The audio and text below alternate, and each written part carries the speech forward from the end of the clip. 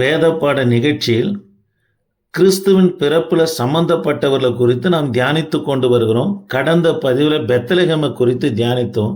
இன்றைக்கு கிறிஸ்துவின் பிறப்புல சம்பந்தப்பட்ட 2 தரிசனம் 3 சொப்பனங்களை குறித்து நாம் தியானிக்க போகிறோம்.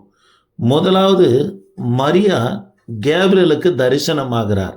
தேவ பிள்ளைகளே, லூக்கா சுவிசேஷம் 1 அதிகாரம் 27 38 வரைக்கும் நாம் வாசித்து பார்ப்போம்னா, மரியாதை யோசேப்பு நிச்சயித்திட்ட பிற்பாடு தான் தரிசனமாகி கேப்ரியல் தூதன் சொல்லுகிறார், நீ கர்ப்பவதியாகி ஒரு குமாரனை பெறுவாய் என்று சொல்லுகிறார். தேவ பிள்ளைகளே, சரித்திர குறிப்புகள் சொல்லப்படுகிறது. அந்நாட்களில் இருந்த யூத பெண்கள், ஏசாயா தீர்க்க தரிசன புஸ்தகம் 7 அதிகாரம் 14 வசனத்தின்படி, ஒரு கன்னிகை கர்ப்பவதியாகி ஒரு குமாரனை பெறுவாய் என்று சொல்லப்பட்ட தீர்க்க தரிசனம் தான் வயிற்றில் கிறிஸ்து பிறக்க வேண்டும் என்று சொல்லி யூத பெண்கள் எல்லாம் 50-60 வயது வரைக்கும் பரிசுத்தத்தை காத்து கொண்டு தான் கர்ப்பத்தில் கர்த்தர் பிறக்க வேண்டும், இயேசு பிறக்க வேண்டும் என்று சொல்லி காத்திருந்தாங்க.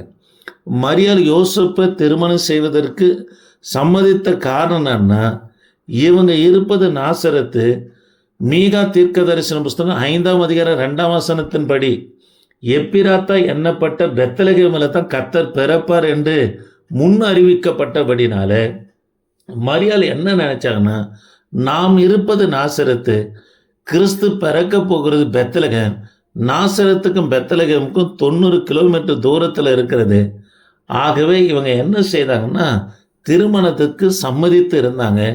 இப்போதான் கேப்ரியல் தூதன் தரிசனமாகி சொல்றாரு, மரியாளே, நீ கிருபை பெற்றவ, உன்னிடத்துல உற்பத்தி ஆகியிருக்க பரிசுத்த ஆவினால கர்ப்பவதியாகி ஒரு குமாரனை பெறுவாய் என்று முதலாவது மரியாளுக்கு ஒரு தரிசனம். 2வது சொப்பனம் யோசேப்புக்கு. மத்தேயு சுவிசேஷ புத்தகம் 1 அதிகாரம் 19 வசனத்தில், இப்படி யோசேப்பு சிந்தித்து கொண்டு இருக்கையில் என்று சொல்லி நம்ம வாசிக்கிறோம். தேவ பிள்ளைகளே, கவனமாக கேளுங்க, கர்த்தர் உங்களை ஆஸ்வதிப்பார். மரியாளம்மா கேள்வி கேட்குறாங்க, நான் இன்னும் புருஷன் அறியல, நான் எப்படி கர்ப்பவதி ஆவேன் என்று சொன்ன உடனே அதற்கு 2 காரணத்தை கேப்ரியல் தூதன் சொல்லுகிறார். ஒன்று, பரிசுத்த ஆவியானவரால் நீ கர்ப்பவதி ஆகுவே. இன்னொரு அடையாளப்படுத்துகிறார், உன் இனத்தாலாகி எலிசபெத்து 6 மாதம் என்று சொல்கிறாங்க. கேப்ரியல் தூதன் தரிசனமான பிற்பாடு இவங்க நாசரத்திலேருந்து எருசலேமுக்கு புறப்பட்டு வராங்க எலிசபெத்தை பார்க்கும்படியா. இப்போ எலிசபெத் அம்மா 6 மாதம் கர்ப்பிணியாக இருக்கிறாங்க. வந்து வாழ்த்தல் செய்திய மரியாள் சொன்ன உடனே வயிற்றில் இருக்கிற பிள்ளை யோவான் ஸ்நானகன் துள்ளினார் என்று சொல்லி, ஆவியில் நிரம்பினார் என்று சொல்லி நம்ம பார்க்கிறோம். பின்னும் 3 மாதம் தங்கினாங்க. காரணம் நான் சொன்னால், யூத முறைமையின்படி 9வது மாதத்தில் நிச்சயதார்த்தம் நடக்கும். நிச்சயதார்த்தம் முடித்து கொண்டு நாசரத்துக்கு புறப்பட்டு போகலான்னு சொல்லி எருசலேமை எலிசபெத்தோடு கூட மரியாள் என்ன பண்ணால் தங்குறாங்க. இப்போ மரியாள் அவங்களுக்கு எலிசபெத்துக்கு 9 மாதம் ஆன பிற்பாடு மரியாள் 3 மாதம் கர்ப்பிணியாக இருக்கிறாங்க.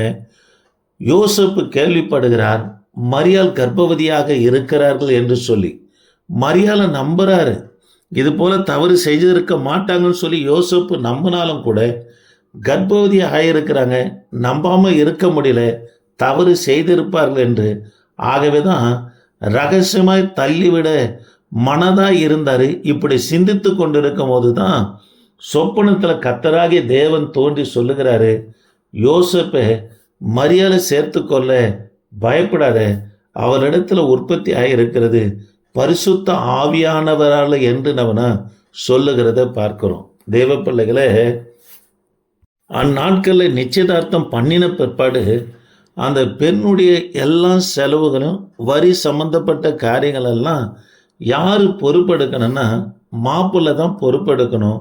லூக்கா சுவிசேஷ புத்தகம் 2 அதிகாரம் 1-7 வரைக்கும் வாசித்து பார்ப்போம்னா, நாசரத்தில் இருக்கிற மரியாளை பெத்லகேமுக்கு வரும்படியாய் மீகா தீர்க்க தரிசன புஸ்தகம் 5 அதிகாரம் 2 வசனம் நிறைவேற்றும்படியாய் கர்த்தர் ராஜாவை பயன்படுத்தி குடிமதிப்பு எழுதும்படியாய் எல்லா யூதர்களையும் எங்கே வர வைக்கிறார்னா பெத்லகேமுக்கு வர வைக்கிறத பார்க்கிறோம். 3வது தரிசனம் மேய்ப்பர்களுக்கு கர்த்தருடைய தூதனானவர் தரிசனமாகிறார். லூக்கா சுவிசேஷ புத்தகம் 2ஆம் அதிகாரம் 8-14 வரைக்கும் வாசித்து பார்ப்போம்னா, அப்போது அந்த நாட்டில் மேய்ப்பர்கள் வயல்வெளியில் தங்கி ராத்திரியில் தங்கள் மந்தைகளை காத்து கொண்டு இருந்தார்கள். 14ஆம் வசனம், உன்னதத்தில் இருக்கிற தேவனுக்கு மகிமையும் பூமியில சமாதானமும் மனுஷன் மேல் பிரியமும் உண்டாவதாக என்று சொல்லி தேவனை துதித்தார்கள். தேவ பிள்ளைகளே, இந்த 14ஆம் வசனம் சொல்லப்படுகிறது, தேவனுக்கு மகிமையும் பூமியில சமாதானமும் மனுஷன் மேல் பிரியம் உண்டாகுவதாக என்று கர்த்தரை துதித்தார்கள் என்று சொல்லப்படுகிறது. மேய்ப்பர்கள் மந்தைய வயல்வெளியில இரவுல காத்து கொண்டிருக்கும் போது தேவ தூதனானவர் தரிசனமாகி, உங்களுக்காக தாவீதின் ஊர்ல இரட்சகர் பிறந்திருக்கிறார், உன்னதத்தில் தேவனுக்கு மகிமை பூமியில சமாதானம் மனுஷன் மேல் பிரியம் உண்டாவதாக என்று சொல்லி கர்த்தரை துதித்தார்கள் என்று சொல்லி பார்க்கிறோம். தேவ பிள்ளைகளே, கவனமாக கேளுங்க. ரோமன் சொன்னதான காரியம் என்னவென்று சொன்னால், அவன் தன்னை தெய்வமாக நினைத்து தன்னை யாரெல்லாம் பணிந்து கொள்கிறாங்களோ வணங்குறாங்களோ அவர்களுக்கு நன்மை செய்யப்படும், சமாதானம் கிடைக்கும் என்று சொன்னான். இதை குறித்து தான் மேய்ப்பர்கள் வயல்வெளியில் பேசி கொண்டிருக்கும் போது தூதனானவர் தரிசனமாய் சொல்றார், தேவனை மகிமைப்படுத்தினான். அதுதான் 14ஆம் வசனத்தில் சொல்லப்படுது, உன்னதத்தில் தேவனுக்கு மகிமையும் பூமியில சமாதானமும் மனுஷன் மேல் பிரியமும் என்று சொல்லப்படுகிறது. தேவ பிள்ளைகளே, தரிசனமாகி மெய்ப்பர்கள் சொல்றாங்க, தேவனை மகிமைப்படுத்தினா உங்களுக்கு பூமியில சமாதானம் என்று சொல்லுகிறாங்க. இந்த வார்த்தை கேட்கிற கர்த்தருடைய பிள்ளைகளை, கர்த்தரை கனப்படுத்தணும், தேவனை மகிமைப்படுத்தணும், சொந்தத்தை பிரியப்படுத்துவோம்னா நம்முடைய சமாதானமே போயிடுங்க. கர்த்தரை மட்டும்தான் நம்ம பிரியப்படுத்துவர்களாய் காணப்பட வேண்டும். 4ஆவதாக, சாஸ்திரிகளுக்கு சொப்பனத்தில் காணப்பட்டார். மத்தேயு சுவிசேஷ புத்தகம் 2ஆம் அதிகாரம் 12ஆம் வசனமும், பிற்பாடு இயேசு கிறிஸ்து பணிந்து கொண்டு சாஸ்திரிகள் ஏறுதடத்திற்கு வரும்போது கர்த்தர் தரிசனமாகி அவங்களை எச்சரிக்கிறாரு. வேறு வழியாக அவங்க புறப்பட்டு போனாங்க.